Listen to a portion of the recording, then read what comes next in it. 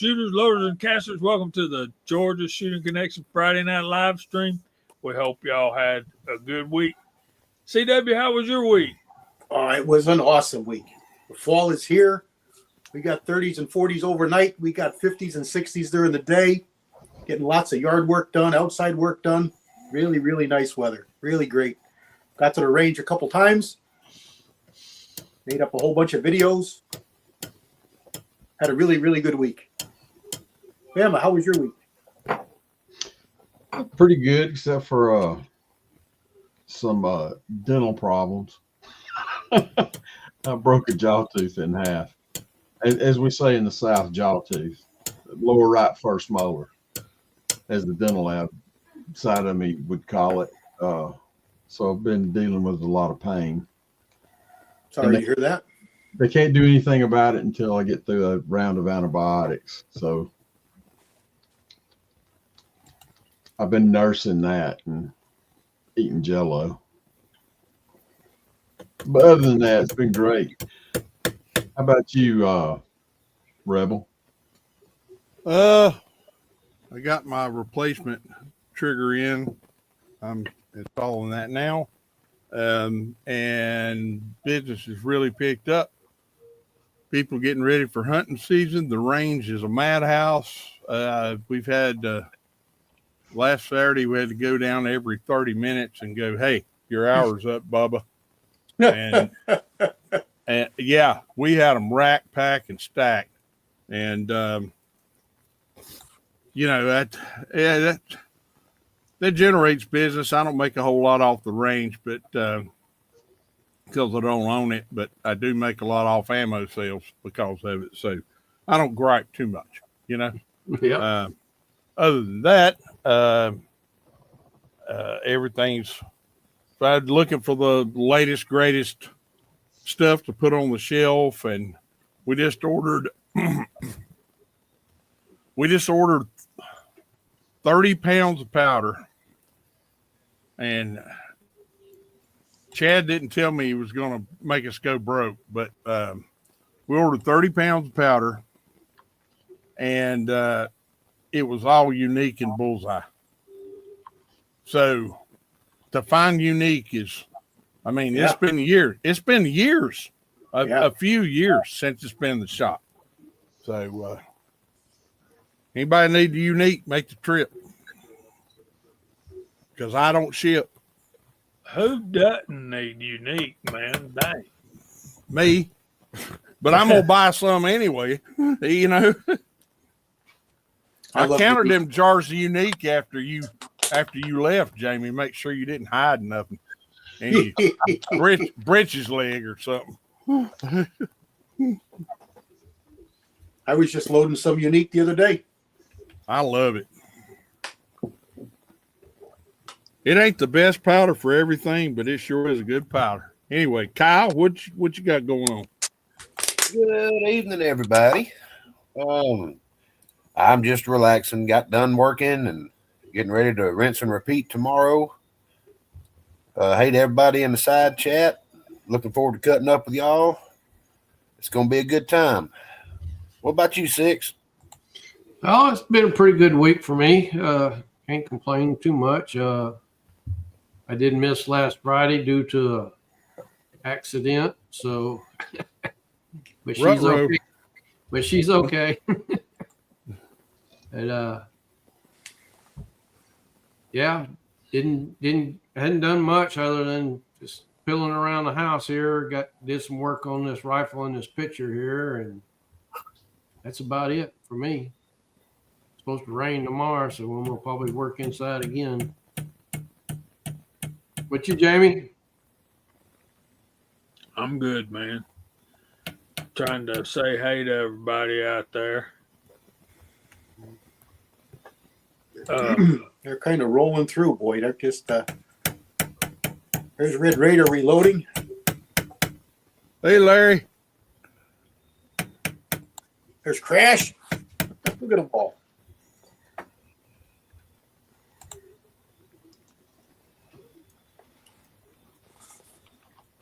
I would play him with all those green dot, red dot, unique, bullseye. in the 458 SOCOM looking for some quieter subsonic powder because I don't have to worry about pressures. It's a bolt action. So, Dude, that's a pretty big case. it's a big case. Yeah. Use any filler or anything? Nope. I did find some bizarre results with a couple of powders, but no fillers with any of them. If you think about powders like Bullseye, it's been used by like a little bitty splash of powder in 38 Special for forever. It's obviously a much smaller case, but you're talking about 2 grains of powder, 2.5 grains of powder. So it's a tiny little splash of powder. It's not sensitive for location. Horizontal. Yeah, okay. But all of them work really good. Perco, green dot. I want to try 700X. I haven't tried that yet, but I've arrived at red dot as pretty much my go-to. It's a nice round number.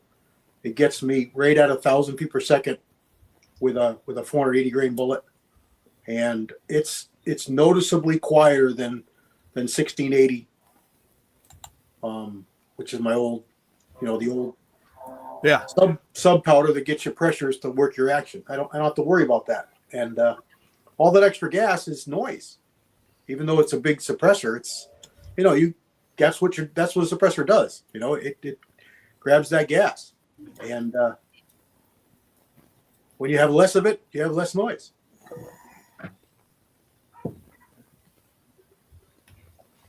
That's it. Less gas, less noise. That's the rules to live by.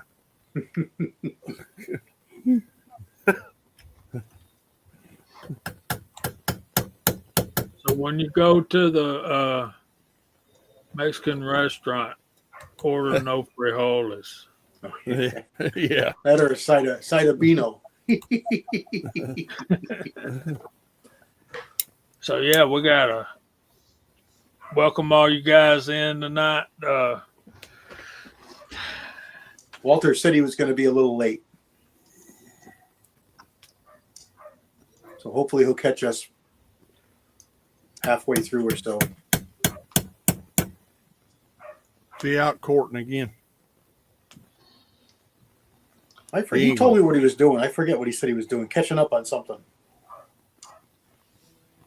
But I installed I talked to him 2 weeks ago when he bought that Glock 20 and then bought the trigger group, the Timney trigger for it.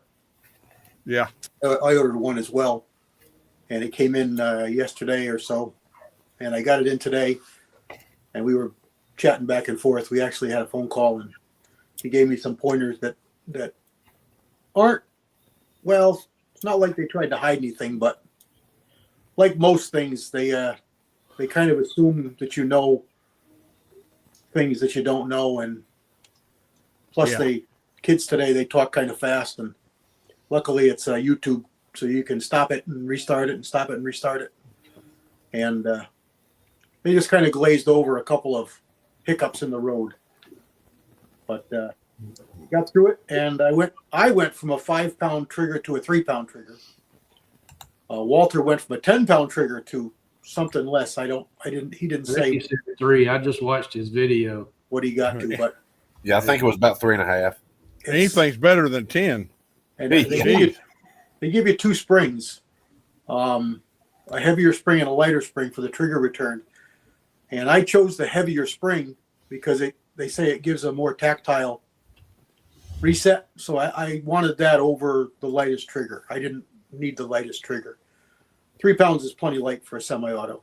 Yeah. Yes. Oh God, It's still spongy like a Glock, but not nearly as much. It's still a striker trigger, but it's way better. It's clean. Reset is tighter, very crisp. It's definitely worth it to me. The 100.5 that it runs you. Which trigger did you do? Timney Alpha. Timney Alpha. Okay. I went with Mine's more expensive because I did it for the large frame. The small frame is like $1.25, I think. Yeah, I think I went with the Apex on my 34. Yeah, I think that's what you said. I have that in my 35. It's not bad. I bought it that way. Oh, it's nice.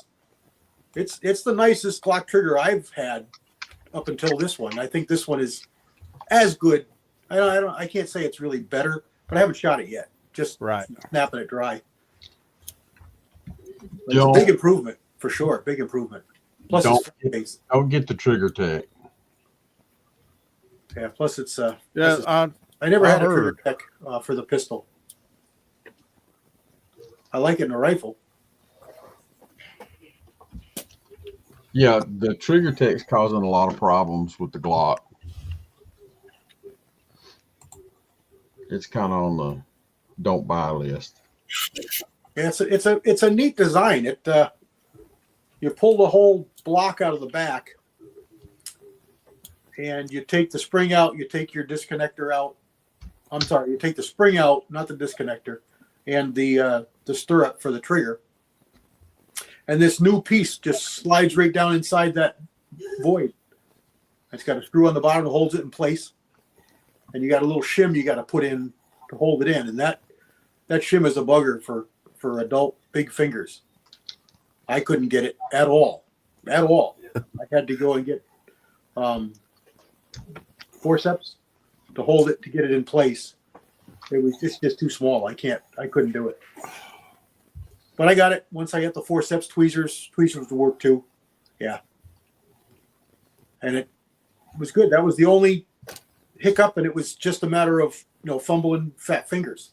So that's all that was. And everything dropped in beautiful. No, didn't have to fiddle with anything. And then the idiot pushing the pins back in, didn't get the stirrups on the springs under the pins like they're supposed to. So I had to go back and pull the pin out and finagle that. But that was all me. That's nothing to do with the design of it. And put it right together, and took me maybe 15 minutes, even with the problems. No problem. Nope, not bad at all. So I'll take it and shoot it next time we go to the range and see how it feels. Getting that spring captive was a little bit of a challenge for me. I know they put the shelf on there supposed to hold it, but it didn't hold it all that good. Well, I used I got rid of the disconnector. I don't use the Glock. The Timney trigger shoe. I've got a Johnny Glock's trigger shoe. It's a little better trigger shoe than what comes on with the Timney. Gives a lot. The reset on it's incredible. You get a good tactile pop on your finger when it resets. Well, has everybody heard what was going on with Glock? Yeah. I think so. All right. Well, they pretty much discontinued everything, but I think the 42, 43X. Is it October 30th or November 30th? They're going to stop shipping. They're going to stop everything but the single stacks. It doesn't matter because you can't find them in a distributor anywhere. They're gone.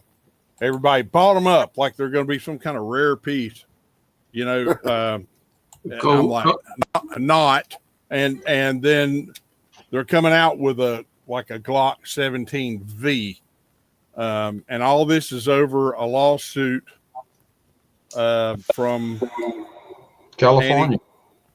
California, because a certain segment of our society is prone to put switches in them and make them fully automatic, make them Glock 18s, Glock whatever. And supposedly the V trigger, that can't be done. So we'll see. Hopefully it wasn't too costly for Glock. Maybe they could just take the old model, restamp it V, and install the new trigger group. Yeah. I don't know. I don't know what to change. That's what the V stands for, and I think it's just the generation, isn't it? Victory over California. Yeah. Well, they kind of already had the Generation 5, if you think about it, out. So, well,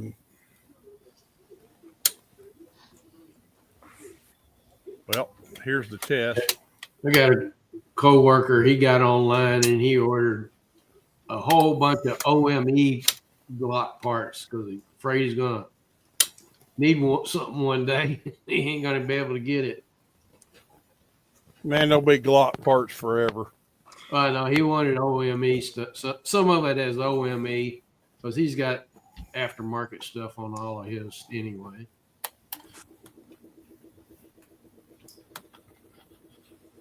I'm with Thorzak and never owned one.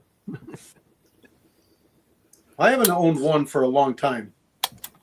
Yeah, I kind of bailed off of them for a long time.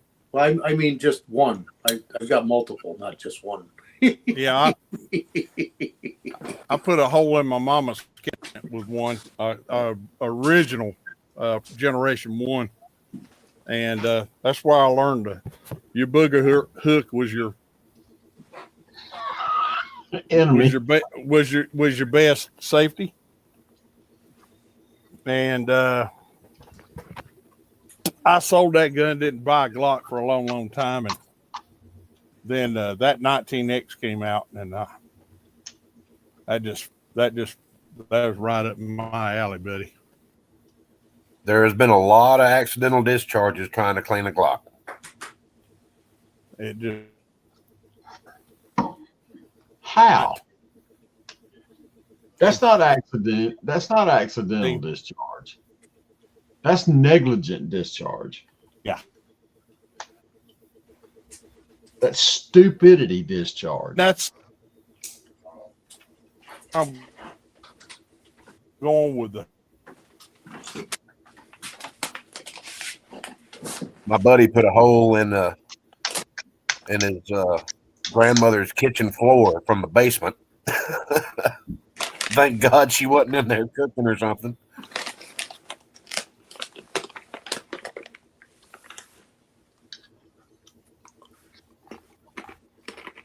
So, No, they approved it.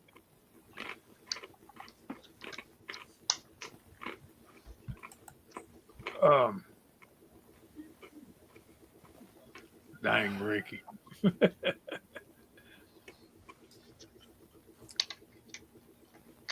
All right. Y'all want to talk about some Smith Wesson revolvers? I don't have a whole lot on those.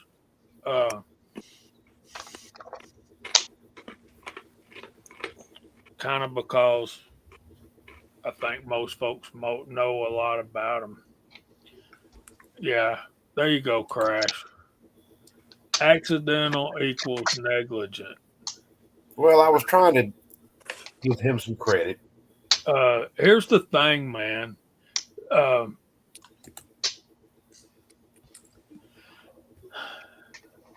My buddy his dad had a Remington 700 and 30-06 when he was growing up, and this would have been in the 60s, late 60s through the 70s into the early 80s, I guess. And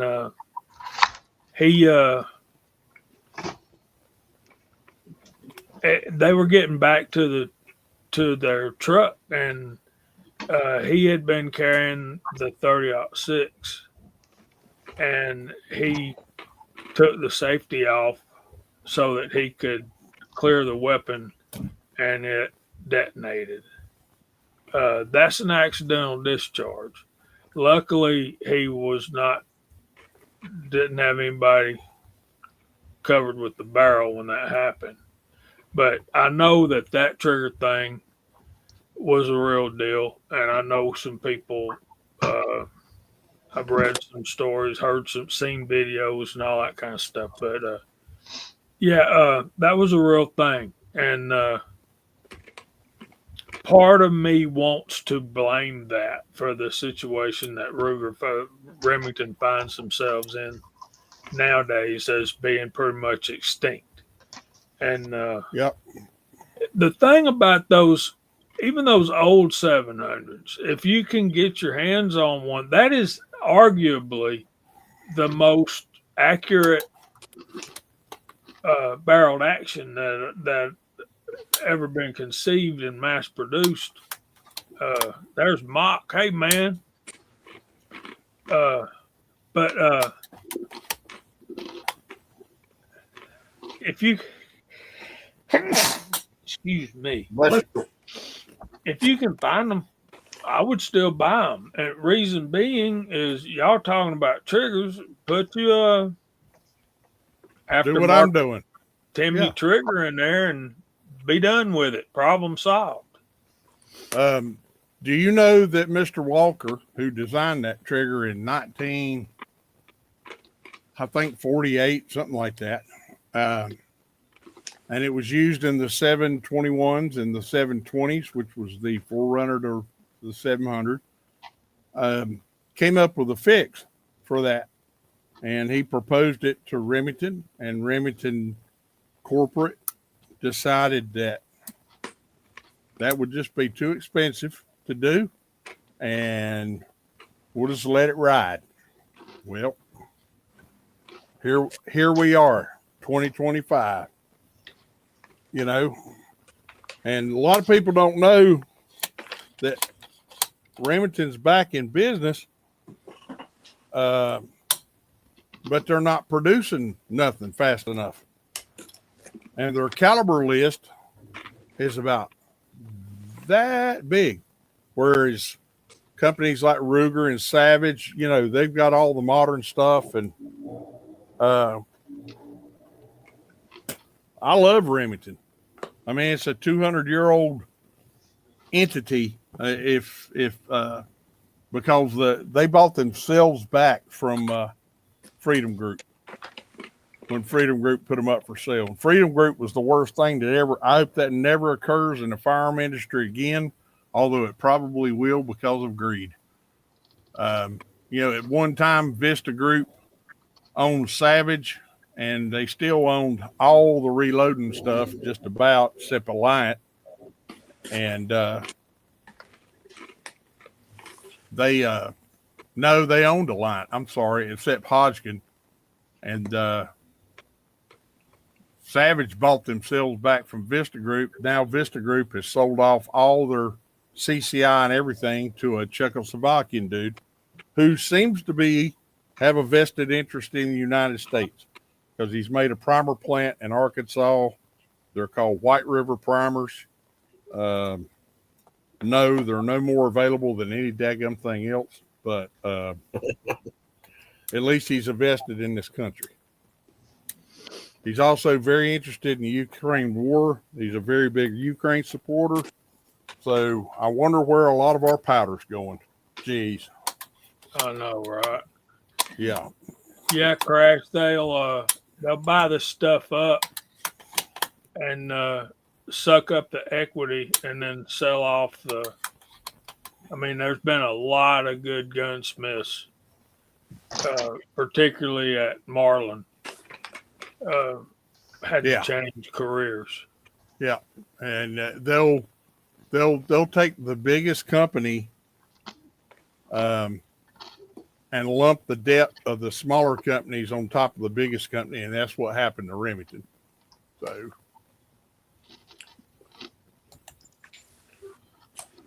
yeah, Remington was they were a giant from a long time back. Oh, they were a powerhouse, man. Yeah, they were. That was the reason they were referred to as Big Green. Yep. Vanessa wants to know which Winchester rifle had the defect where the gun would go off even if it was in horseback. Never heard of that one. Yeah, I hadn't either, Vanessa. I don't think they had a problem with a 70. They had some problems with them after 1964, but it wasn't anything to do with going off. It was some finish issues. Yeah. Stamped parts. Yeah. Yeah. So we want to go through a little bit of the evolution of Smith and Wesson, like we did Colt last week. Yeah, Walks. I think she's thinking about the 700 too. Dave says Ruger Model 77. I've got one of those. I've never had any problem with it, except for it won't shoot under an MOA for nothing. Maybe it's a loose nut in front of the trigger, right? Is that the semi-automatic model? Now the Ruger 77 it's basically a Mauser is what it is. It's a control Exactly. feed. It's a control feed It's bolt action hunting rifle. kind of a push controlled feed hybrid kind of thing. Yeah. I can't remember if it was a Ruger or a Remington. I had a semi-automatic 30-06, and I heard a lot of bad things about it after I bought it. And I never had a single problem with it, except it loved to kill deer. That's a good problem. Right? Welcome in, Abby. Hey, Abby.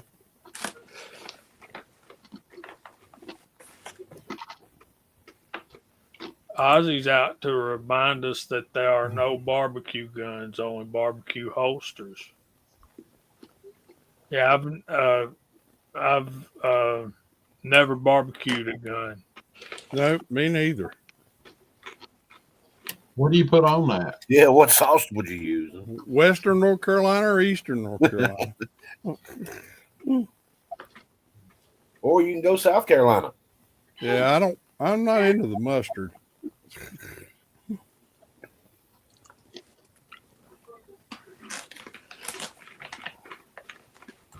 That's a good one, chessboard.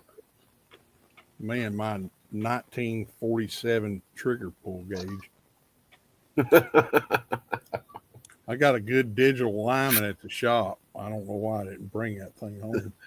The 40s called. They want their trigger gauge back. And I'm ready to send it. I just bought a Wheeler a couple months ago. I really like it. Yeah. It was on sale. That's a good one, Crash. Check it out. Instructions unclear. My Glock is now covered with sweet baby rays.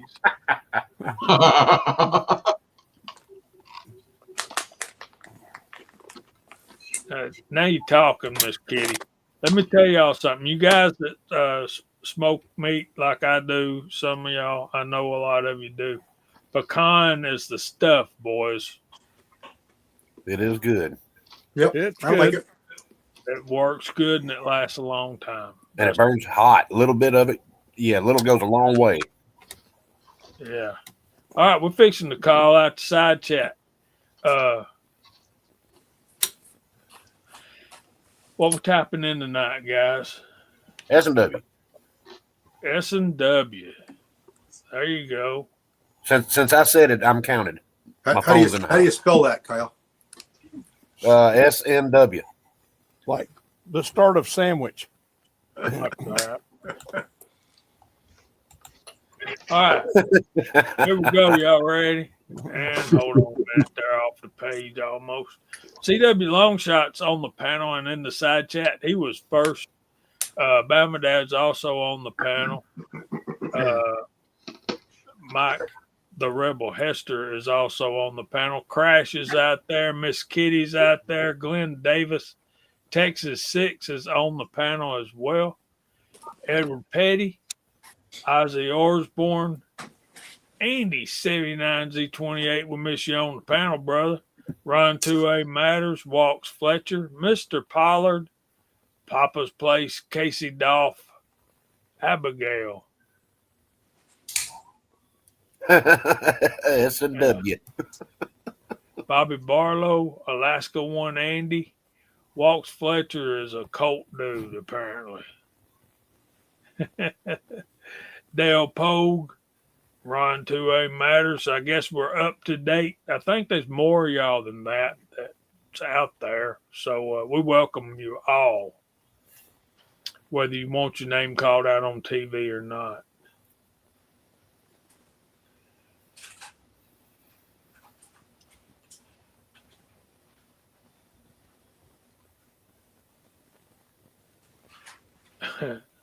Saunter and Weebles. There's Mr. Bob. What's going on, bud? I saw that. Weebles Saunter. water, but they don't fall Saunter. down. Saunter and Weebles. Is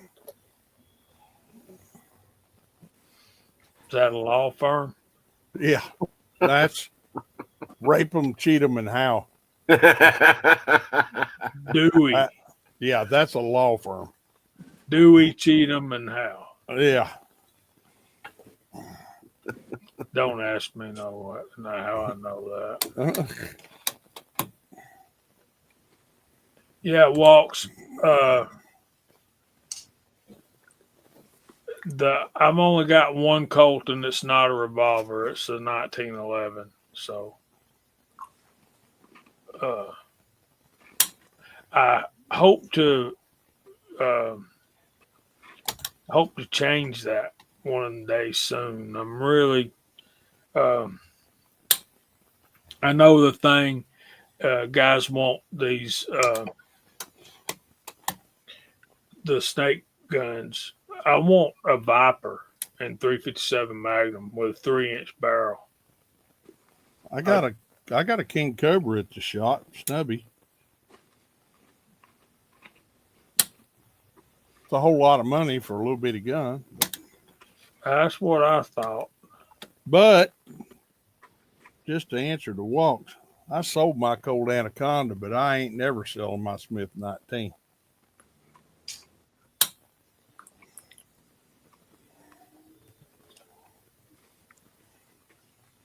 Edward Petty loves them both. I think I will too, man. I really want one of those little Vipers. I'll tell you something you can get into cheap, and that's an old Colt Trooper. Cheaper, I should say. Yeah. Yeah, anything with Colt in front of it's not cheap. There ain't no lie. Yeah. Let's dig into this a little bit because I got too many tabs opened on my computer and I need to close a few of them. All right. Y'all remember last time we talked about Colts. We talked about their model 1889, which was the first swing out cylinder. We got go back a few more years from that. 1870, the Smith & Wesson Model 3. Then we talked about the Colt Thunder and Lightning. They came out in 1877, I believe, 78. And those were double action also. So the Smith Model 3 preceded the Colt single action Army by 3 years. It was the top brake design. Y'all have seen those. I think all of y'all got to be familiar with those. Smith didn't come out with their first double action was a model 1880. It was the first commercially successful double action revolver. This advancement allowed shooters to fire the weapon without needing to manually cock the hammer. And that was a significant transformation in revolver designs. And they are still using that 44 Smith & Wesson Russian round, held 6. And that model paved the way for the popularity of double action revolvers, which would dominate the market in the following decades. So, and then we talked about the Colt 1889 with the swing out cylinder, which was obviously patented. So it was years before Smith & Wesson could do that. So in 1899, Smith & Wesson released this revolver known as the 38 Military and Police. and it became one of the world's most widely used revolvers in history.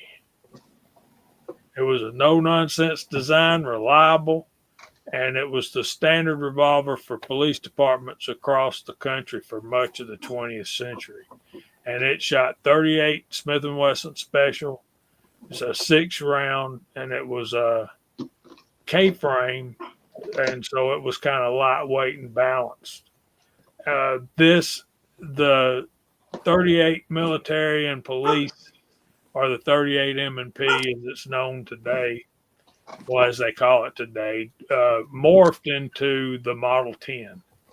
And they are still making Model 10s to this day in various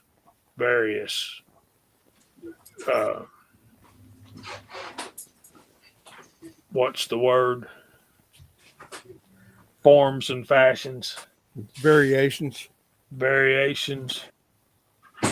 Configurations. That's the word I'm trying to come up with.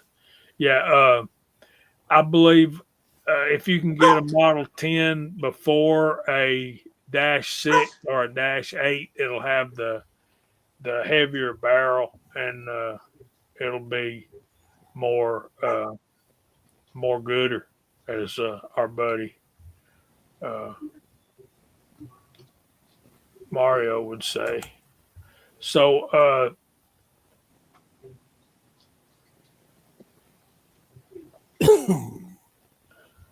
they called it the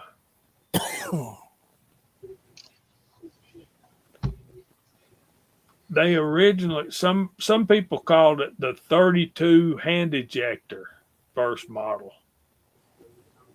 That came out in 1899. So it was called it was called both, but I've seen them referred to both. So military and police forces worldwide, millions of civilians. You want to see a picture of it? Like y'all don't know what a Model 10 looks like? Think Barney Fife. Think Barney Fife. You mean they hold more than one bullet? Yeah.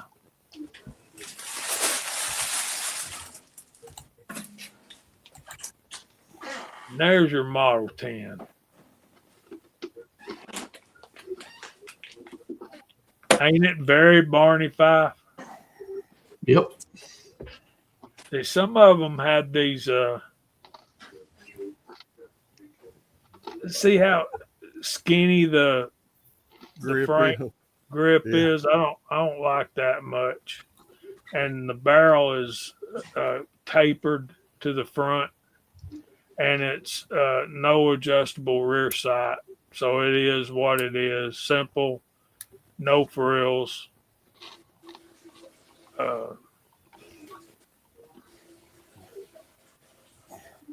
Obviously with the swing out cylinder.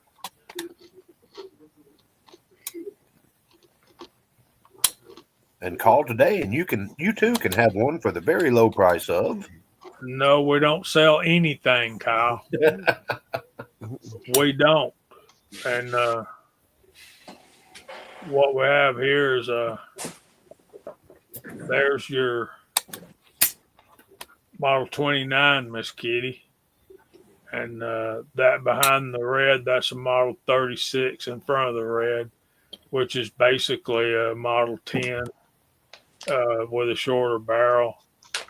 You can see the similarities between that gun and that gun. And then that's what they're putting out there today. That's a 329 in frame. I like that grip much more better. Yeah, that does look more gooder. All right, so we got any Smith & Wesson questions or comments?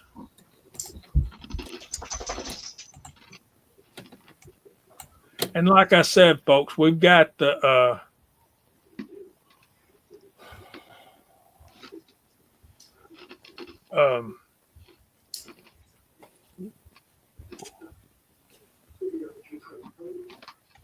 Yeah, I done blocked them out, dude.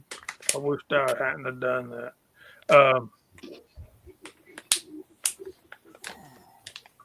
Glenn, is that the configuration of the early 1900s? I think the one that we looked at with the longer barrel, I think that was what they were calling the 38 hand ejector or the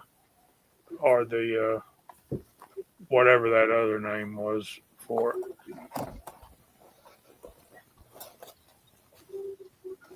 Between World War One and World War II, they used hand ejectors in 45 Colt. The Army did. They issued that to some of the reserve troops. I know a man that carried one. Knew a man. Some of them wasn't some of them 45 ACP with moon clips. I don't know, Jamie. I don't know. I'd be hesitant to answer that question. But I know this guy carried a 45 Colt, but he was stateside. Yeah, 2 639s or the 629s or to keep you covered pretty well, Miss Kitty. There's Mark Thomas. I don't think they had the scandium cylinder, Glenn, but I'm not sure. Now that scandium frame one they have, you can't pay me to shoot one of them things. I shot 44 once. That was awful.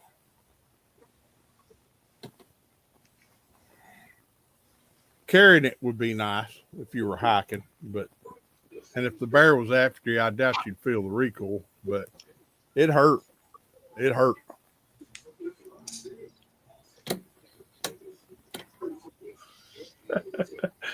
I'm not going there, Vanessa. I'm not going to do that to you, dear. We love you too much. Yeah. Think about a scandium framed 329 with a 4-inch barrel shooting full load 44 magnums. No. That's going to hurt, ain't it, Ricky? It hurt.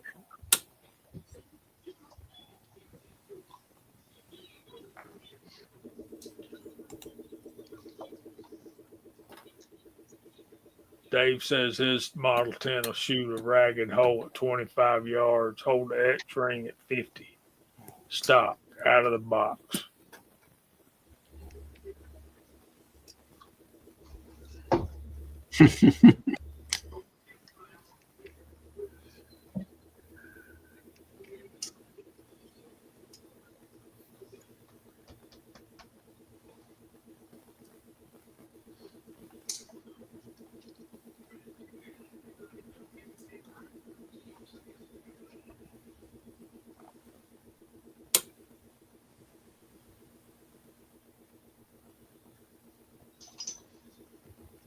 Meant to be carried and not shot.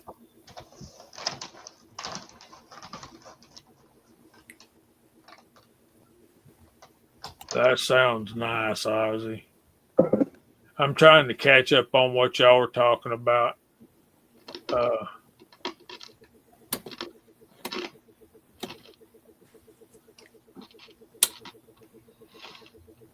Yeah, that's one should have held on to, Abigail.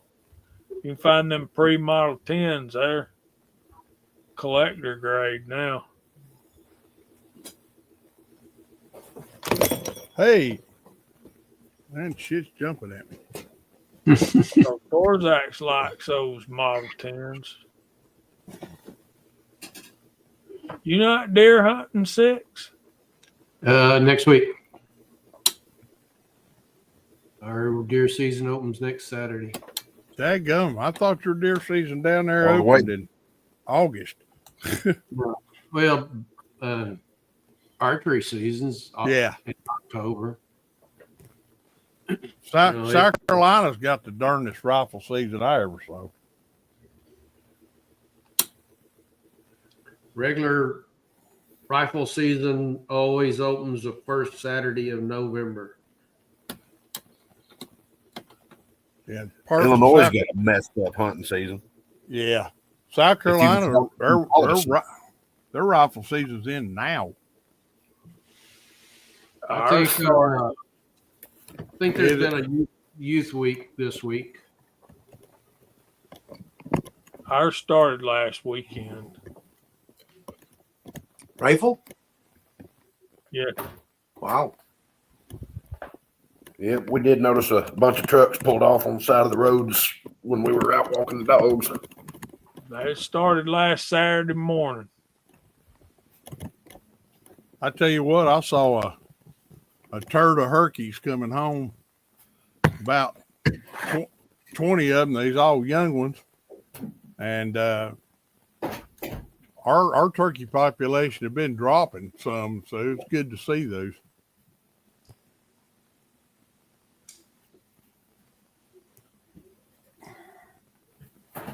That's what I call more than 4, a turd of turkeys. Okay.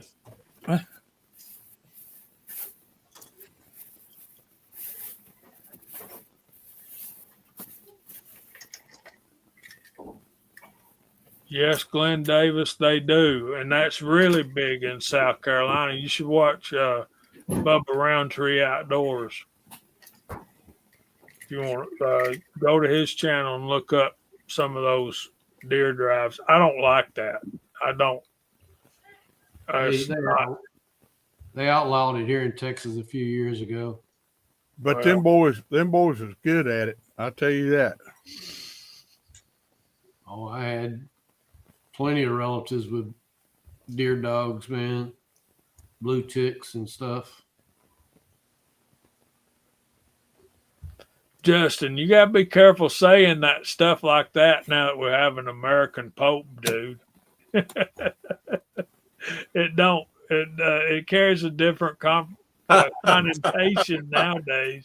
I say that all the time. Yeah. He was, he's from Chicago and he's a White Sox fan. And one of the parishioners yelled, "Go Cubs," like that. He turned around and said something back to him. I'm like, yeah.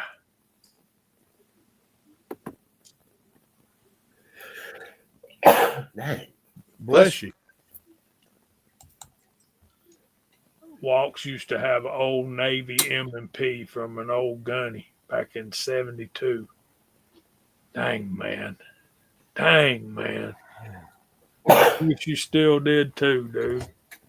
I hate to make a blanket statement, but y'all seem to think a lot of the unethical hunters seem to be dog hunters when it comes to deer hunting. I wished I knew how many times I've been backstanded by people that ran dogs across our property. Yeah, it's a kind of a known thing where they dog hunt. And I hate to tell you what our rule is shoot the dogs first, let the deer run. Because the only reason they're doing it, they'll let the dogs out on one end of your property and they'll backstage you on the other end. Oh, yeah. So they burnt your day. They've come through there and run your deer out of your property. Nah, them deer just circle around, come right back. I watched that one day. That was hilarious. I was hunting in Northampton. Them boys running them dogs in a little old island of woods, and them deer run out, let them beagles run them, and right back into the woods they go. Now, with hounds, it might be a different thing because they run faster. I wouldn't have cared too much about beagles, but the people that hunt with beagles are usually hunting on their own property. Because, like you said, the beagles they're not going to keep a deer hot. Yeah. Problem is that poor dog don't know whose land he's on. The beagles usually run after rabbits anyway, so a lot of my people I know who wouldn't run beagles for deer hunting. They run either blue ticks or red bones. Yeah. I've dumped a few of them in the river. I've seen what plot hounds would do to a deer if you don't get to it quick enough.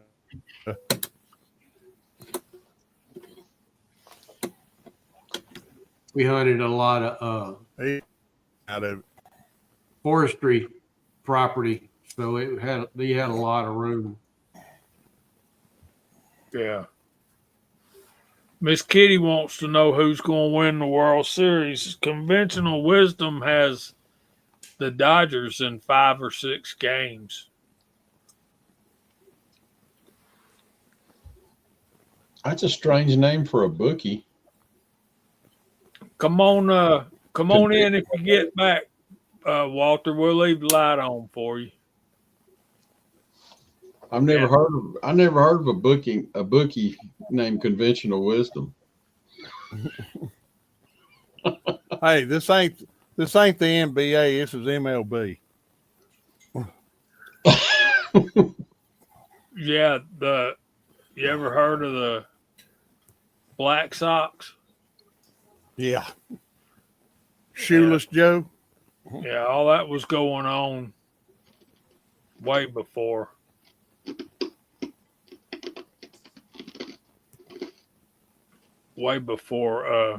Legal betting. They're running sports, y'all. They're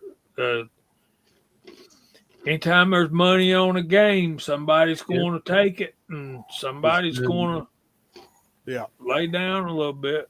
Yep, the gambling is getting too far out of hand now. With all the online and stuff now. Yeah, it's crazy. Absolutely crazy. So yeah, man. We got any more? One of the reasons I didn't go into Smith and Wesson as deeply as I really didn't have a lot of time today to do any show research, but I got that Smith and Wesson book that the Crazy Scotsman shared with me. So if there's any information any of y'all need on a particular Smith and Wesson, I'll be glad to look it up for you. And this is the newest edition of that book. Before we went live tonight, we were talking about some of the reloading manuals, and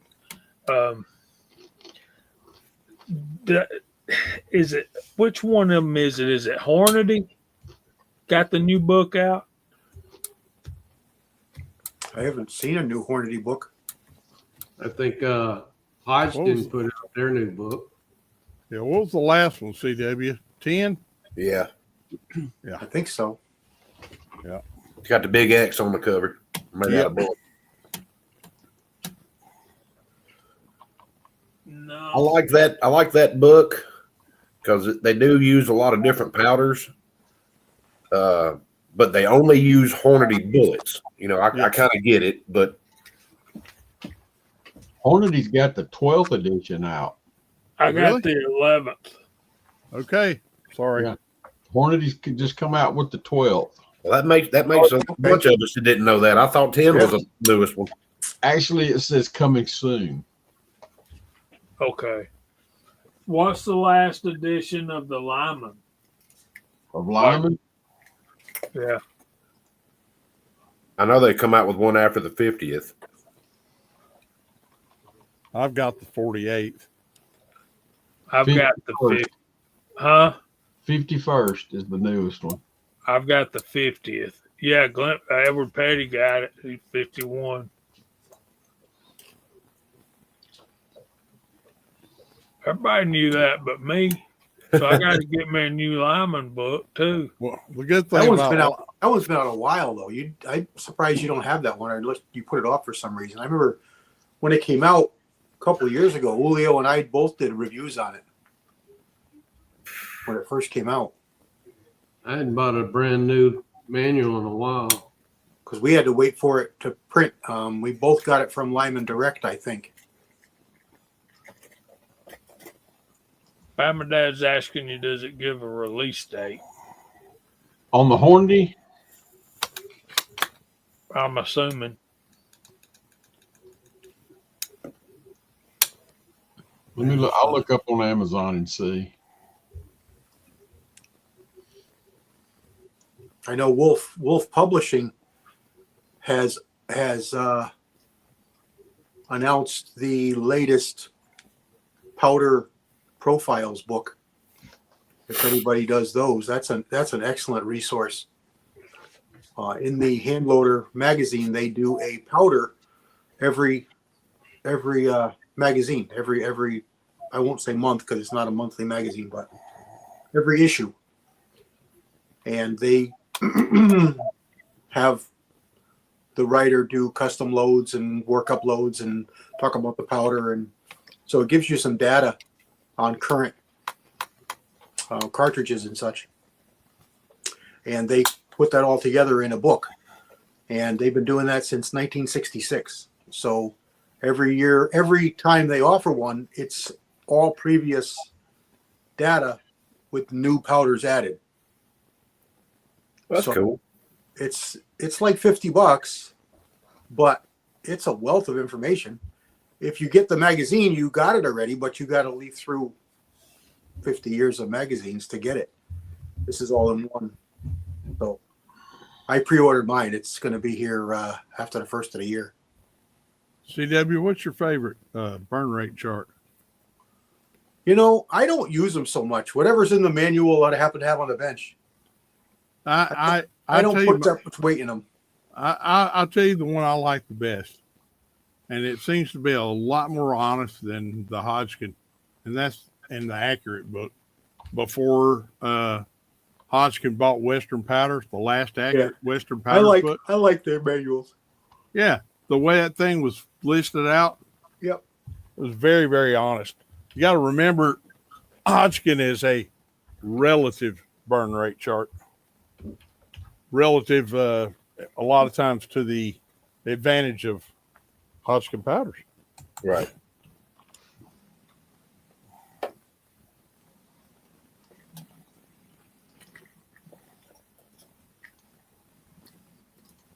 Wonder if Hodgkin's going to put out an actual book on their next one, because the last couple that I've got have just been like magazines. Well, that's what we get at the shop, Kyle. It's little flyers. You know, they depend a lot on their online data. Yeah. So, and it works. I've gotten some pretty good information from them. Yeah, it does. It really does. And they're lawyered up just like I'll tell you the most lawyered up manual there is, and a lot of people don't have this manual. I mean, conservative, and that is Burger. Holy crap. Far be it for me to say how much, but their max loads, you can go past that a good bit. It's good to have more than one reload manual, because if that's all you had, your rifle would be shooting. It wouldn't be seeing its maximum performance, that's for sure. Yeah, Sierra does have a good manual, and they've also, you dial the Bullet Smiths on that phone number, they keep you in a database. I called them with some questions a couple of different times, and they'll be looking through, well, how did this load work in your 308? How did this load work in your 30-06? You know, do you have any suggestions? If you don't mind, you know, share some of the info with us and all that. They actually look you up. You have a customer number when you call them, and those boys know what they're talking about. I like Sierra bullets. I don't really have a favorite all-around bullet. I have favorite bullets for certain cartridges, but Sierra, you're never getting really a bad bullet with them. There's good bullets. I know we blew through a lot of them the other day at the range. Yeah. And man, so as far as I can tell, the Lyman Cast Bullet Handbook's latest edition is the 4th. Now, when you do a Google search, Cast Bullet, yeah. Cast Bullet Handbook is the 4th edition.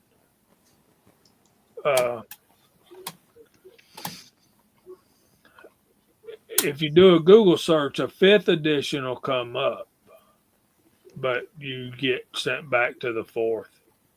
The third edition was released in 1980, Ooh, and it. See if I can get a picture of it. Let me see if I can share this.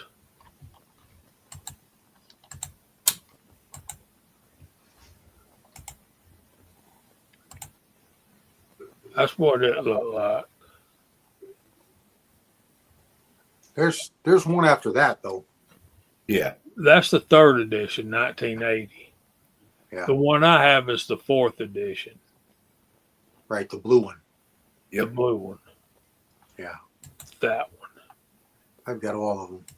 I don't have it, but I know a bunch of people that do. I just call them up and say, "Hey, take a screenshot of this picture and send it to me." That's what mine looks like. And y'all, that ladle right there, that Lyman ladle, if you're going to ladle A pour, good one. that's the one to get. Now, I've Yep. not used the RCBS, but I The use Lee it one is on meant to video. hang on the wall. It's not meant to pour lead. It's a cup. It's like a spoon. Yeah. It works, but it's nowhere near that Lyman. I No. remember Kyle telling me I ordered one of them Lyman ones, not the Lyman one, but the Lee one, and talked about what a great deal he got on it.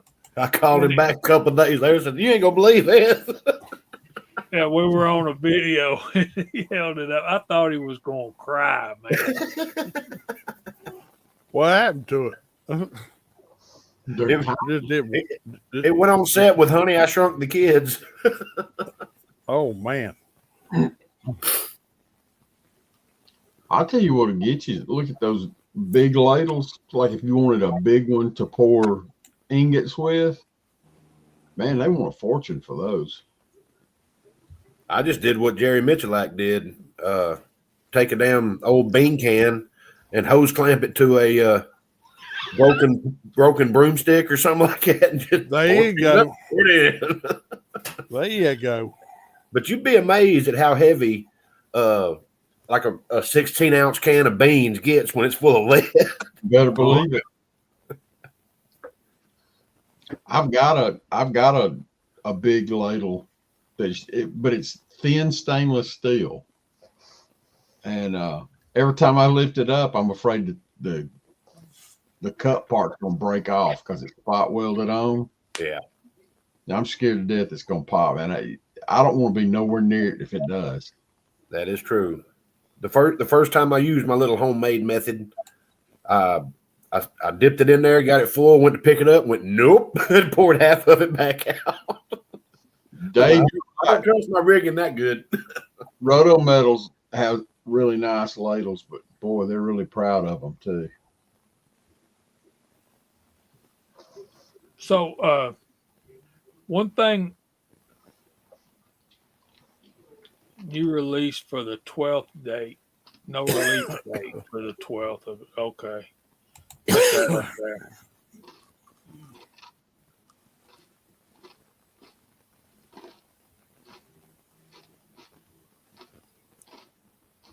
Yeah, I would second that opinion there, Dave. I really, really, really like the Hornady, but I like the Lyman better. And the reason I do is because, as you know, as far as pressure and bullet weight is concerned, I think all of them are pretty much the same. But what we got to remember is when these bullet companies put out their manuals, they're only giving you data for their bullets. So they're obviously trying to sell their stuff. And I think one of the things that brings this up is Bama Dad bought the Lee manual today, or got it in today. And it's a good manual, especially for those first few chapters in that book. You need to read those and read them well, especially if you're a bullet caster. There's a lot of information on casting bullets in there that's golden. But, you know, Hornady's trying to sell Hornady bullets or giving you data for their bullets. Sierra's the same way. Barnes is the same way. They're all focusing on their bullets. And as far as what Lee did, they just took it all and combined it and threw it into their manual. They don't they don't have a lab. They don't test stuff. And what I really, really like about the Lyman stuff, the Lyman manual, is they've got cast loads included in their manuals.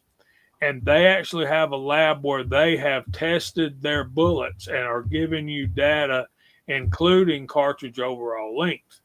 And that's one thing that if you have a Sierra manual or a Lee manual or whatever, and what I don't like about the Lee is they don't tell you exactly what bullet that data is going with, so that you get cartridge overall length measurements that are all over the place in the Lee manual. But what you got to do is you've got to do a dummy round, and you've got to see where that bullet is actually seating and where it's going to chamber in your chamber, where it's going to chamber in your gun, and then make adjustments for that related to the data that you have. That's why I also like the Hodgson annual magazines, and I particularly like Hodgson's website for load data, because they'll take data from all those different bullet company manuals. You can select the bullet that you're using. Right. And that's giving you a more accurate. Good night, Andy. Good night, Andy. Good night, Andy.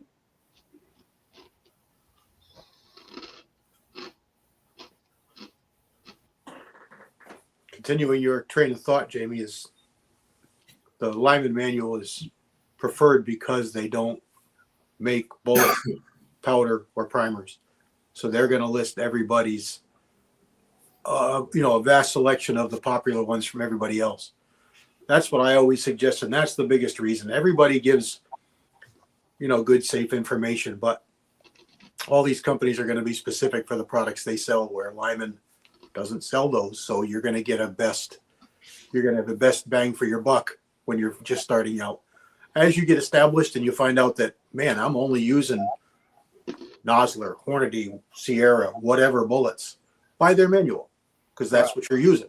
But when you're starting out, you don't know what you're going to use. Right. So Lyman manual is a really, really good option, because it's going to give you great information just like all of them, but it's going to give you data for all different kinds of popular bullets where the others won't. I got a lot of good info out of that Hornady book when I was loading Hornady bullets, because their load data is different than what comes in a Lyman book or a Lee book or whatever, because it's specifically for that bullet. It gives you the bullet number and everything. And I really, really, really, really, really like Hornady bullets. So it was a no-brainer for me to buy the Hornady manual.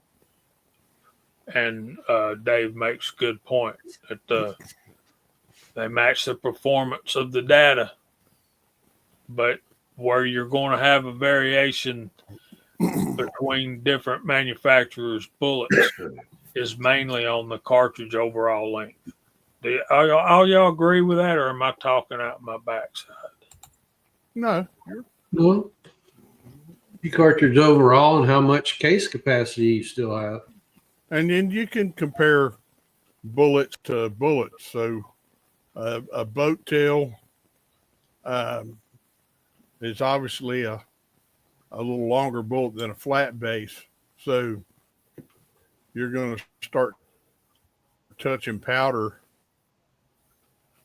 when you get up toward max loads with a boat tail. Way to do a flat base. That's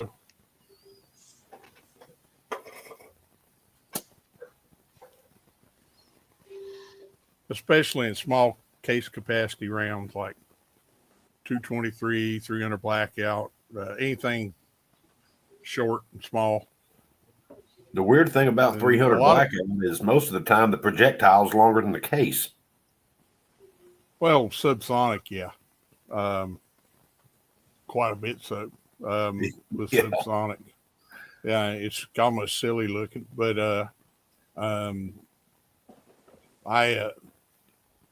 me and CW had a friend who got a Acme bullet company to make his 265 grain bore rider powder coated lead bullet, and he sent me some, and I loaded up some of them, and I went and set them on the table, and Jody just looked real quick, and she said, "Why do you have lipstick?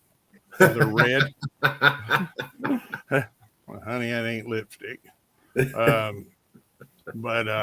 6x45, which is a 6.223,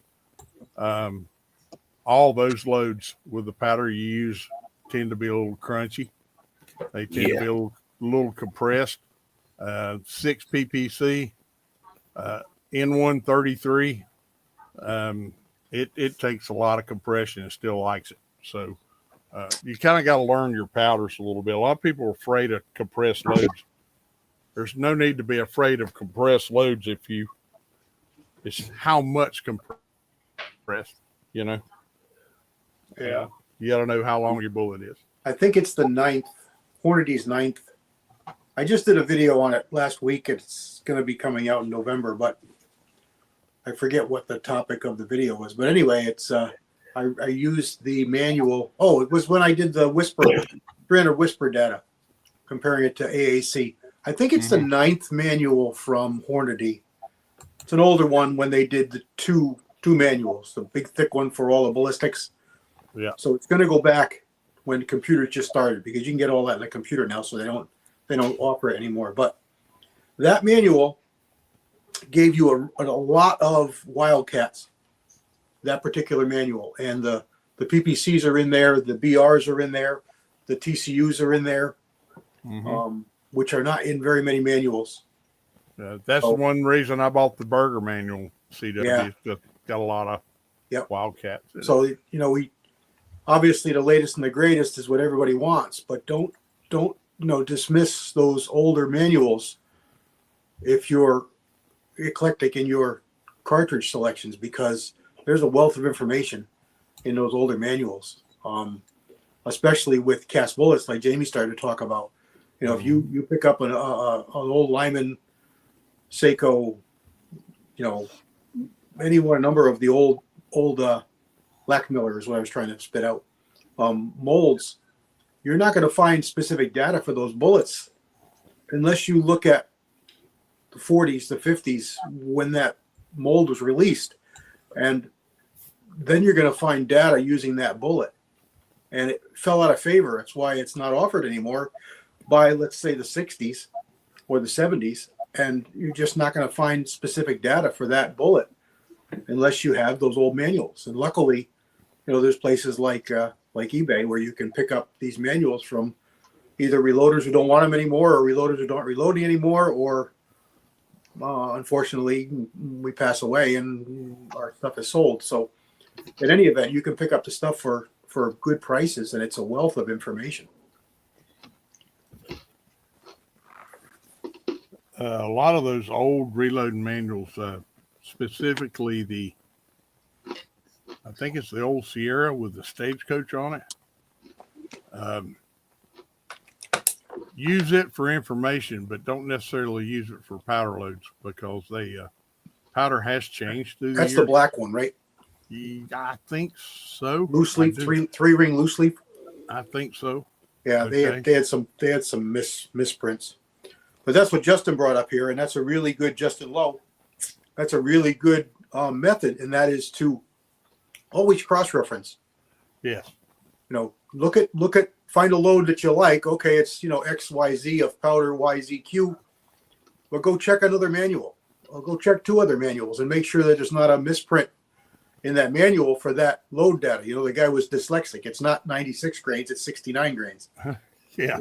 Things happen, And So- Forums. I Forums always are- like to say forums. Yeah, online stuff. Don't trust online stuff without verifying. You know, there's a couple of different online stuffs like boy, oh boy, what is the powder? The guy just passed away a couple of years ago. It's not being supported anymore. Gordon's. No. Yeah, Gordon's. yeah. And then there's the other one that's available on disc you can buy, but you can run your powders in there and it'll tell you pressure levels based on all your personal exact information. Quick loads is Quick the one loads. I Yeah, like. quick loads. That's the one I'm trying to spit out. And that's really a great wealth of information because, you know, a lot of people have asked me the question, you know what, I got a 3006, but it's only listing 6 or 8 powders. There's like 100 different kinds of powders. Why can't I use those powders? And the answer is you can. Almost all the powders will work, but they're not going to be efficient. You might find one that you literally can't get enough in the case to give you worthwhile velocities. And there's another one that's really fast burning that you got to use such a little amount. You're over pressure before you get anything realistic that you'd want to work with. So yeah, you can use a lot of other powders that aren't listed, but they're just not as efficient. You're generally getting the most efficient powders for a particular cartridge when you look at the manuals. But absolutely, you know, you'll wonder like, I like 4320 and it's never listed in the 308 or 243 or 338 Federal or any one of the 308 base cartridges, but it's listed like crazy with 308. Well, how can it work so good with 308 and not work for these other ones? And the answer is it can. It absolutely can. But that author writing that manual didn't find it to be as efficient as 2520 or 335 or any one of another powders that are really close in burn rates. If they're using a test gun, they've got pressure sensors on that. They've got, chronograph. They're judging by speed, by pressure, efficiency, all of that. And, yeah, all they're doing is shooting through a tube. There's not even a target. They don't know if it's accurate or not. Right. They're just getting pressure and that's another thing that will be a question is manuals like Sierra will list the accuracy load. So does And Nosler. Yeah. How do they arrive at that? Because every gun is different. Well, they arrive at that by SD and ES numbers. They look for the most stable load, and usually that will give you good accuracy or the potential for good accuracy. But every gun is different, so it's really by your firearm, not by what the load is. And you can even get a really accurate load with crazy, wacky ES and SD numbers too. It's just those SD and ES numbers are really going to come into their own at increased ranges. If you're shooting inside 100 yards, don't even worry about those numbers because worry about the holes in the paper. But if you're shooting at 600, 700, 800 yards, that's another story. Those ES and SD numbers are really going to give you a lot of good information as to your potential for accuracy at range. And back to forums, maybe I was part of something special, but I met CW through a forum, and I met several other really good friends through a forum that I've never met personally. I can chalk CW off the books. I've met him personally now, but it didn't take long to know. I mean, he'd already showed me his bona fides, and I hope I showed him mine. And several other guys I had no problem private messaging, so you didn't get a lot of static CW and saying, hey, have you tried this? Because I trusted his word. But now someone that just randomly comes on there, I don't care how many posts they have, and say, well, I like using blah, blah, blah for blah, blah, blah. And you need to verify that. You really do. And I know a guy that just killed a bear up in West Virginia, and his load for 30-06 is with Reloader 22. And he gets light 300 mag performance out of that thing. And because the 30-06 is so versatile, and he showed me a picture. It wasn't a huge bear, but I could see what was left of his ribs with the exit hole. Yeah. Yeah.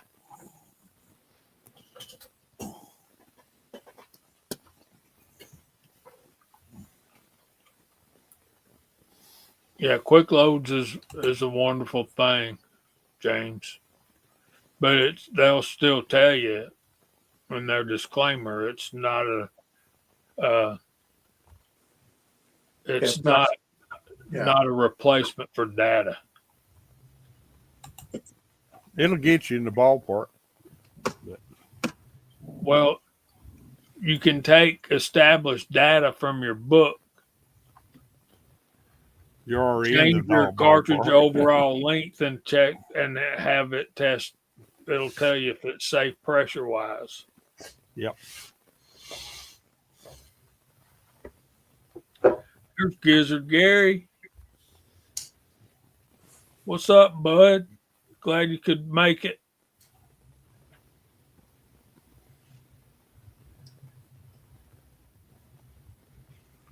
Yeah, James, I think my finish Mosin is 311, if I'm not mistaken. CW, I just ordered a barrel from Krieger. Oh yeah. Well, I was going to do Douglas, and they're great barrels. They're great customer service. Yep. Both. Yep. They're just not in that top tier bunch, and they had gone up on their prices, and I looked and I said, okay, I can get a Douglas. Yeah, I don't have to wait on it as long, but I get a Douglas for $4 something, and then a Krieger was going to be, that's shipped, and a Krieger was going to be $5 shipped, and I just sold a little 22 rifle for some money, and I just sold an old climbing stand for some money, and now all of a sudden a guy approached me and he bought a FN AR from me, and he's got a company that injects stainless steel into polymer, and he's making AR mags, and it's super strong, and he's going to the SHOT Show this year, so he wanted a really nice rifle that he could show off his mags with. I said, well, why not use I'm not going to tell you where he was looking, but he was looking for something that wasn't in stock and very, very expensive. I said, why not go with what the military goes with? He said, what? I said, FN. And then he said, well, okay. So I got him the FN, and then he said, he bought an optic from me, and then he said, I kind of want it really jazzed up. And I started showing him pictures of some of the paint jobs I'd done. I said, there are plenty of guys out there that do Cerakote and stuff like that and Hydro Dip. And he looked at that one paint job for my SBR, and he said, I want that. How much is that? And I went, so I may have a paint job in the SHOT Show this year. I don't know. We'll That'd see. be cool. Yeah.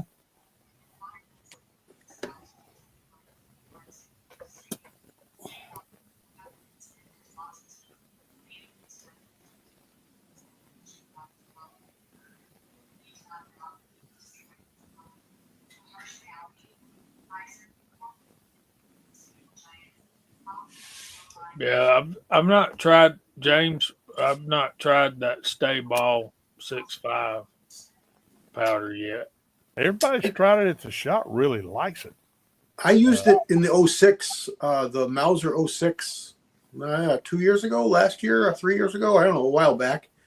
And I got some really good numbers, really good velocities. It's a nice powder in the 06. So that's a pretty good sized case. So it'll work good in the 308s and the 3006 size cases. I had a customer using it for 243, and he loved it.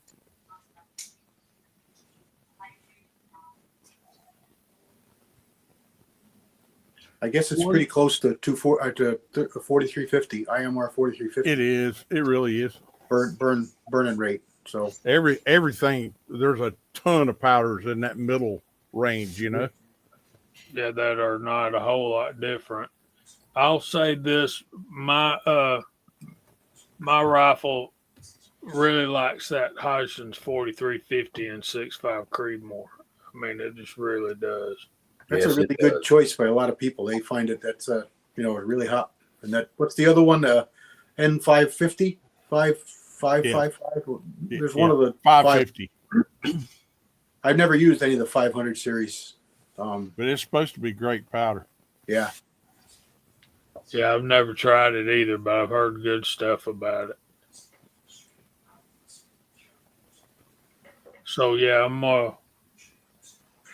getting ready for hunting season. I got a ladder load for 270 loaded up, and I also I've got 2 loads that I could run with, but I was using half grain increments. I want to knock it down to 0.2, and I thought you had that bad boy dialed in, Jamie. that's my 6.5. Okay. And let me tell you, it's dialed in. Yeah, I know. I shot it. I fouled my hands with a 6.5 Creedmoor. That's a good shooting gun. I don't It care. is. Even if the shots come back to back, right? Yeah. Yeah. Yeah, you got to work on that trigger, dude. Yeah, I've been looking around at that. Timney makes one for the Gen 1 Rugers. I'm gonna have to get Bama Dad to build me a better sled block with his 3D printer.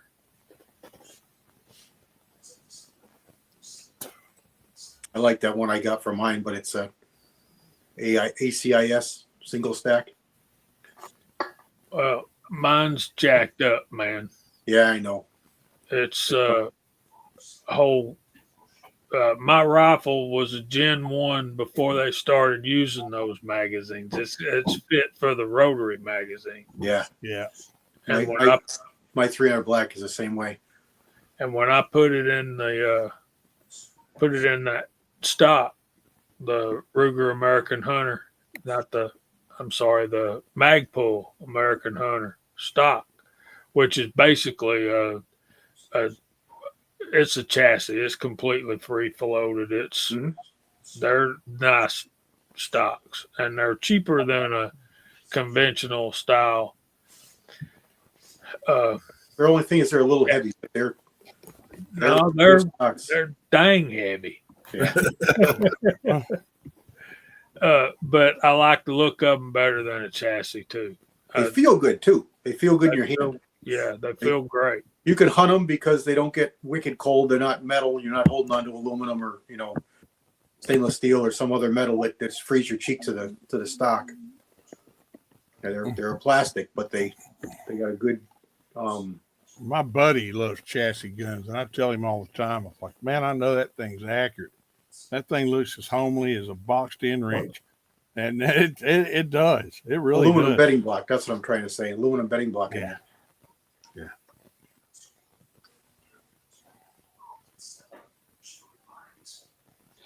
They've got some really pretty chassis if you want to pay for them. Yeah, Wooks makes beautiful chassis, and wood inlay, and of course they're Italian and they're owned by Beretta, so naturally Italians are gonna make something sexy look. You're not gonna get into a Wooks for less than $1,000. Nope.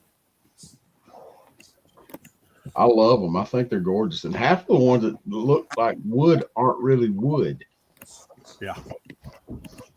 They're carbon fiber made to look like wood. You know that company's right up here in Hickory, North Carolina. They ought to have some hickory stocks. That's too hard to carve. Even a machine gets dull on them, on Hickory. Boy, that would make a beautiful stock, though. It That would. would. I know Hickory will wear a chainsaw out in a hurry. Yep. It will wear your hind end out in a hurry too if you break a switch off. Nothing like a good piece of hickory. Yeah, I used to love barbecuing on hickory, and getting the hickory's a pain in the rear end. But you know what works better? Hickory nuts. Yeah, it works pretty good. Speaking of hickory nuts, have y'all walked in the woods this year at all? Yeah. Have you seen the size of these acorns and hickory nuts? Yeah. Good Yeah. God. I don't have to I'm, walk in the woods. I got them in my front yard. Well, I mean, I got them all over the driveway, but Jesus, in the woods, good God. I had to park my car on the other side of the house. It said I got dents in my car from them.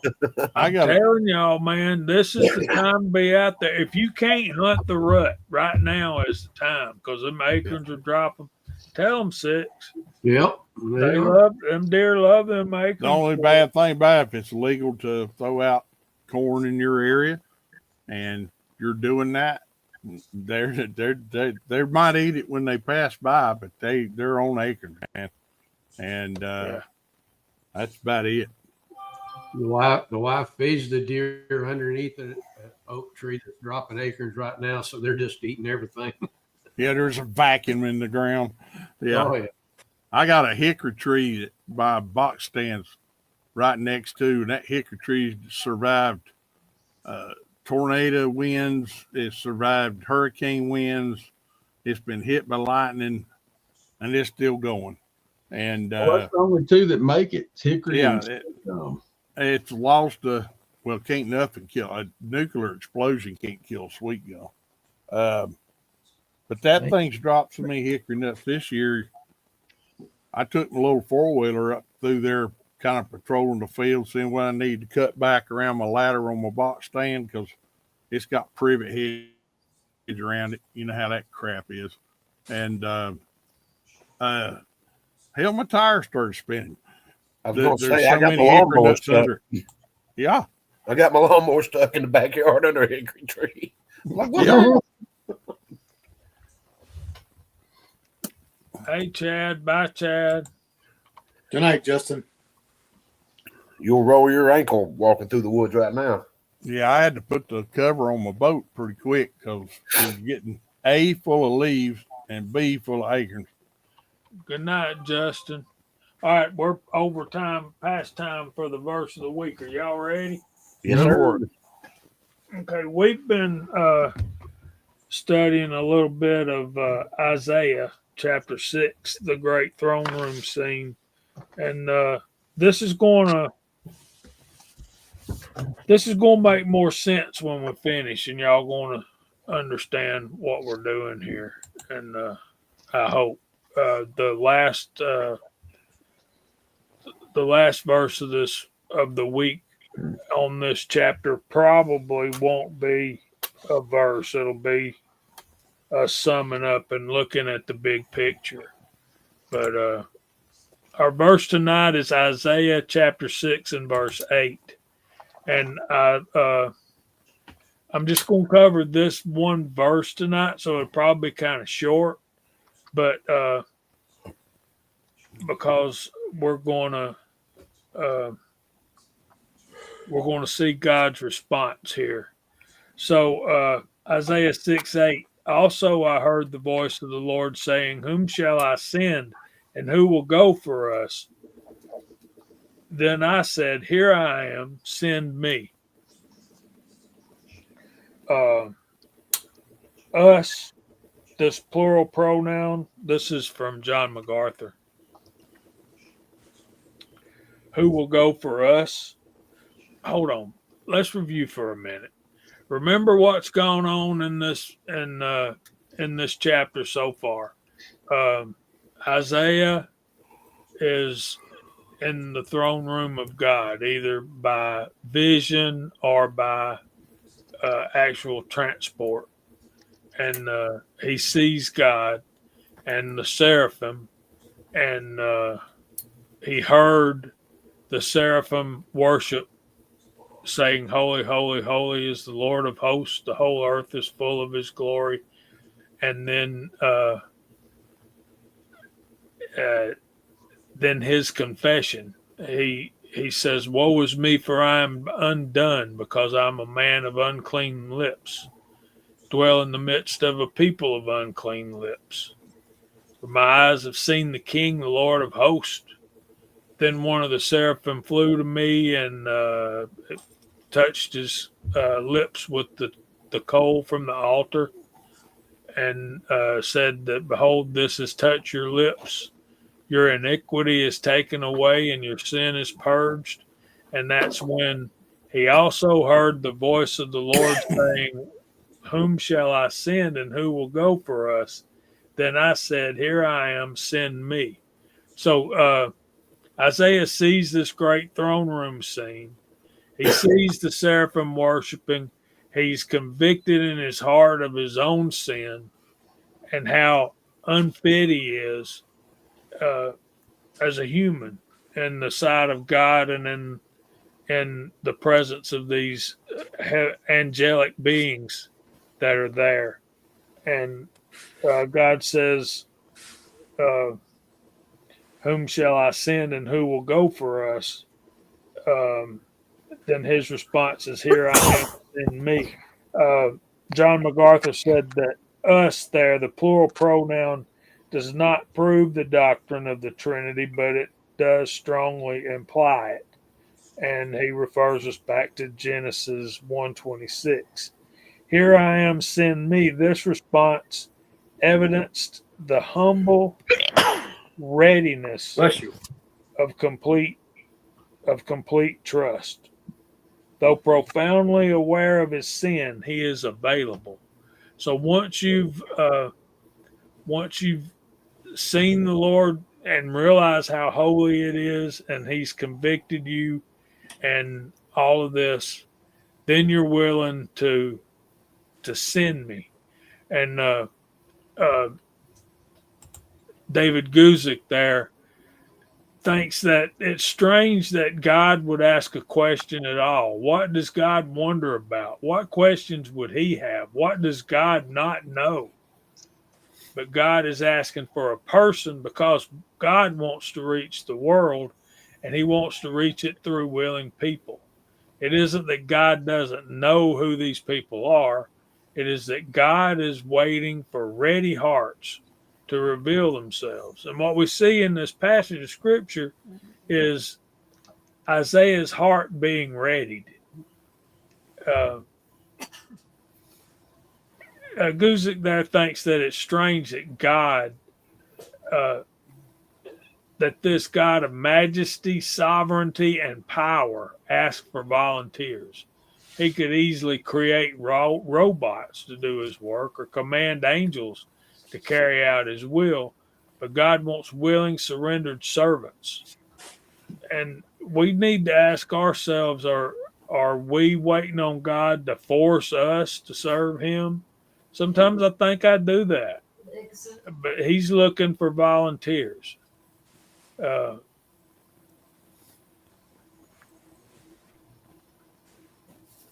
who will go for us means that the missionary, the Christian worker, the witness for Jesus Christ has decided to go. God's divine will descend and the human will go are in perfect cooperation. And here I am, send me is Isaiah's emphatic answer to God's call. He didn't hesitate. Isaiah wanted to be the answer to God's question. What created this kind of heart in Isaiah? First, he had a heart that had been in the presence of God. He had a heart that knew his own sinfulness. He had a heart that knew the need among the people, the need for God's word. He had a heart that had been touched by God's cleansing fire, and he had a heart that heard God's heart to reach the nations. So, send me. This meant that Isaiah was submitted to the Lord in his service. He didn't even say, here I am, I will go. Isaiah will not go at all unless he knew that he was sent by the Lord. Many are quick to say, here I am, I will go, but never wait for the Lord to send them. So it's important there that we don't get in front of God's will for our lives and just say, well, I'll go. Well, you're doing stuff on your own. That's going to end badly. And next week we'll take a look at verses 9 and 10. Any questions or comments?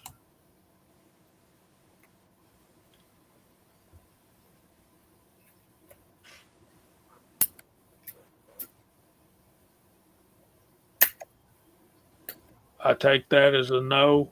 Lyle Hobson's in back with us tonight. Good to see you, buddy. Hope you're doing well. Anyway, this is it just hit me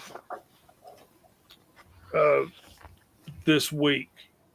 What we're really talking about here, and when we get to the end, it'll make more sense. But thank y'all for listening to the verse of the week, and I think James Pugh, if you haven't tried 350 Legend yet, and you like 35 Remington, you're going to love the 350.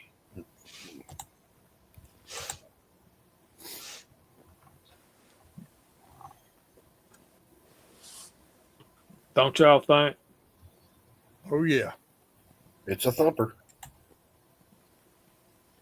Yeah, he's got that little Rossi single shot. I think he's going to have fun with it.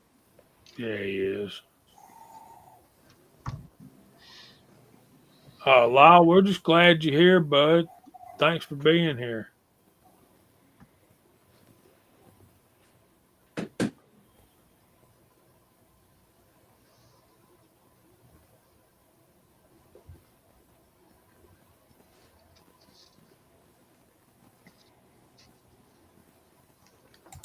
Ain't that the truth? That is a very good thing, old Super Dave. Yeah, what I don't want to say what he means is he knows what he means. The church can put pressure on people to do things that they're not ready to do and not called to do. You know, you're called to do it. You go do it. Don't put pressure on somebody else to go do it. You know, you want to go to New Orleans and rebuild houses? Go. I've never been on a mission trip I didn't bathe in prayer first. Yeah, you're going to like it, James. 350 Legends one of my favorites. I know CW really likes that 400. And That's the one I like. it's impressive. I've sat there and watched him shoot it, and I should have shot the rifle, but I didn't. I just final tuned it for the hunting season, and I'm solid 2,700 feet per second, and I shot it at 200 yards, and I was an 1.5 inch groups at 200 yards. That's good enough. That's really good. That's well within a minute of whitetail. Just over 1/2 inch at 100 yards for 3 shots, and 1.5 inches for 5 shots at 200 yards. I ain't nothing to sneeze at. Nope. And at 27, I'm probably doing 23, 22 out at 200 yards, which is plenty of velocity. They say that bullet will expand down to 1,600. And I like to say most coppers are around 2,300. Well, it's like getting hit with a lug nut. Yeah, and that's just it. You know, that's the variable that most systems, most people, most equations don't take into consideration, except for that TKO value, and that's bullet diameter. But every one of us, every video you watch, will say, "Look at it, expanded 2 times the diameter." But they don't look at the fact that they started out at 6 millimeter or 6.5, and they're all impressed at a 35 caliber expansion. Well, I'm starting at 40. I'm starting at 400. Just to be a devil's advocate, speed does kill though. Lots of speed kills really fast. And yeah, but you can't miss them fast enough to kill them. You're right. But I've like I said, I've tested a 45-70 on one corn pile and hunted the next day and killed the same size deer with a 243, and the 243 died 20 yards quicker. You know, maybe it was just a deer. Who knows? But that is odd. I've noticed that too. yeah. But I mean, dead is dead. There's no degree of dead, so I ain't complaining. I tracked the 4570 deer 40 yards, and I tracked the 243 deer from my stand about 20 yards. So that was a hell of a track. Yeah. Yeah. My favorite one was with the 260 Ackley, and I tracked it 2 feet. It fell straight to the ground. You know, I was like, oh, boy, you're really dead. So I shot an 8-pointer with a 270, and it was a light bullet. I think it was 110 grain. And that deer didn't even know it was hit. It looked around, didn't even take a step, and just fell over. Yeah, I believe it.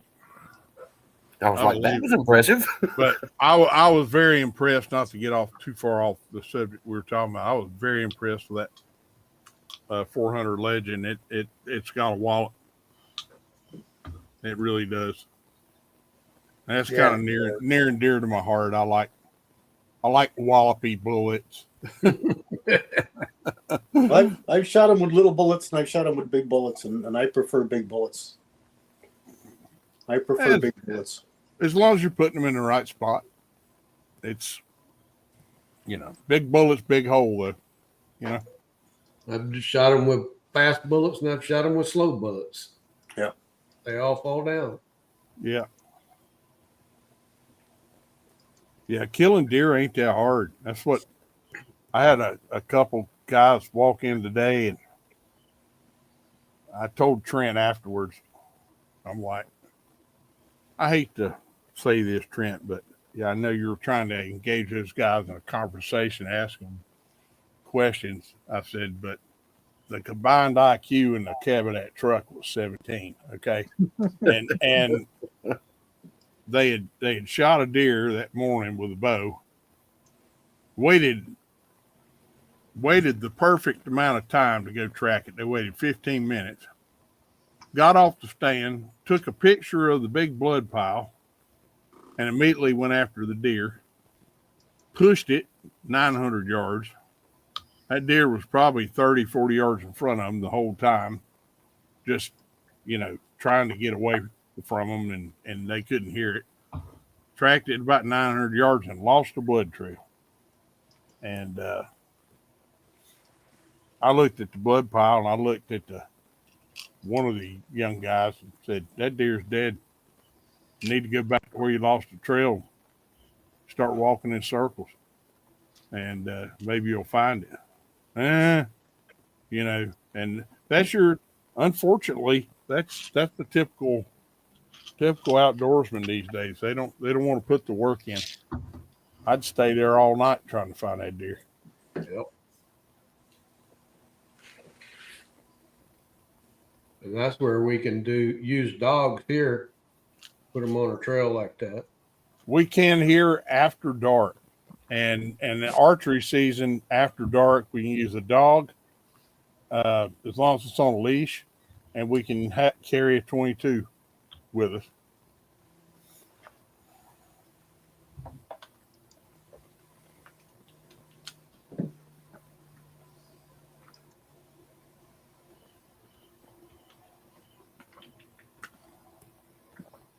But people like that infuriate me a lot of times. Yeah, Those guys will do the same thing with a gun too. That's not a hunter. That's a butcher. Yeah, that's right. Crippler in chief. Yeah, we gotta hurry and go through the panel. We gotta clear the deck for Kentucky rimfire. I'll let time get away from us today. Kyle, you want to go first, brother? Sure, I'll go first. Great to see everybody in the side chat. Thank y'all for spending y'all's Friday evening with us. Y'all had a lot of other things that y'all could be doing, but you spent it with us, and we really do appreciate it. Looking forward to all of us getting back together at some point and doing some more shooting. That was a really good time. The weather is great. The acorns keep falling, and everything's great in the state of Georgia. Y'all have a good night. Mr. Rebel, what you got, brother? It's dry here. We need some rain. We're supposed to get some rain next week. I think y'all are too, Kyle and Jamie. Hope so. Yeah. Yeah. So it's pretty dry here, and that'll be nice. Anybody planning a food plot in September's kind of waiting on it, you know. So continue to be busy at the store. Anybody in the side chat, y'all listen to us talk. We're a resource for you, or maybe not. Maybe we're too dumb to be resources, but we try to be a resource. If ever you got any questions, feel free to ask, for heaven's sakes. I'm on Facebook. I'm on Instagram. You know, you got a question, you're stuck in a reloading problem. All of us have may or may not have answers, but we can sure direct you to the right human being to answer that question. Other than that, I wish you all well. Thanks for the side chat. Thanks for joining us tonight, and we'll see you next week. 6, 6, 6, 6, 6. Yeah, we our cowboy match was canceled for tomorrow. We actually have rain coming, and they're expecting some downpours and stuff like that. And governor's gotten everybody ready and all that stuff, you know, overboard stuff. But let's see, I got Wad Cutter Wednesday coming out. Wednesday, obviously. Got to do some loading tomorrow since it's going to be raining. Stay inside, take care of some stuff. Got to take care of the Miss Penny sitting over there. She keeps falling down on me. Hey, Miss Penny. So, that's about it for me, though. Next Friday, I may not be here. Probably won't be here because I'll be at the ranch to go hunting. Well, good luck. Good Thank luck, you. man. Get a good one, buddy. We're going to try to. They want me to kill some cull buck this year instead of just does. So, As we say in North Carolina, get you some of that. You taking the air rifle? no, I ain't never got it dialed in right. That my 308.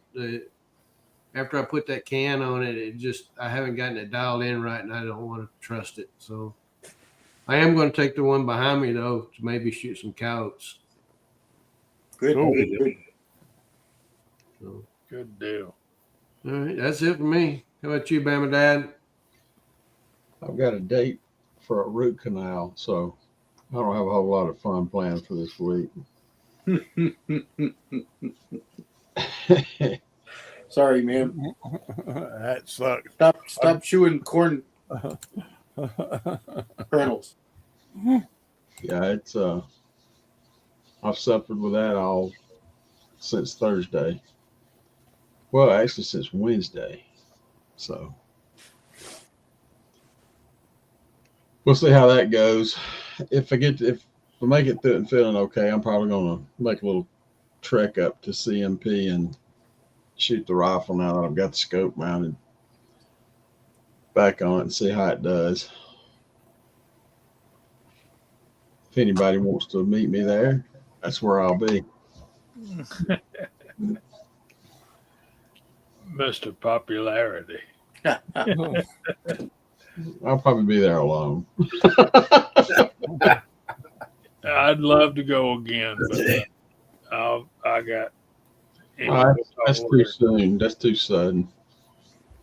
Y'all got to find a place I can come up there and go with y'all. Good luck with that. I had a great place, but the lady that owned the property has since passed away. I had about 700 acres to play on.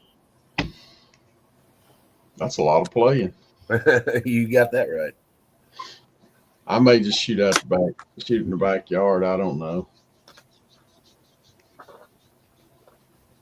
I've got about a mile long right away I can shoot on. Well, there you go. All right, CW.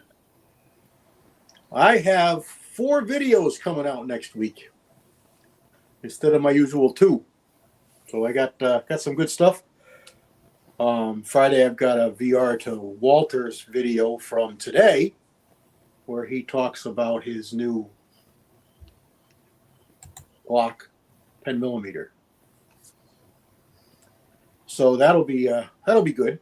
And then I got a subsonic 22 Hornet suppressor cover that I ordered months ago. Finally came in. I got a video on that, and some more 458 SOCOM. Most of these videos are over a month old, month and a half old. So get them back in the summertime. So there we go. And like Rebel said, I'm really, really grateful to all the side chat and all the guys on the panel. We had a really good chat tonight, really good time, and looking forward to another good week. Hope you all have a good week as well. Jamie? Absolutely. Thank you guys in the side chat. We appreciate y'all being here with us. You guys on the panel, thank y'all so much for all that you do. And I appreciate all y'all more than you'll ever know. With that, let me tell y'all something. The Lord bless you and keep you. The Lord make his face shine upon you and be gracious to you. The Lord lift up his countenance upon you and give you peace. Guys, we appreciate all y'all. Thank you for being here. And I got a video I'm working on. Hopefully it'll be out this weekend, if not Monday or Tuesday, I hope. So keep an eye out for that. Yeah. We hope the Lord blesses y'all all real good. And if he's willing, we'll see y'all next Friday night at 8 o'clock. Say good night, y'all. God bless Night, everyone. y'all.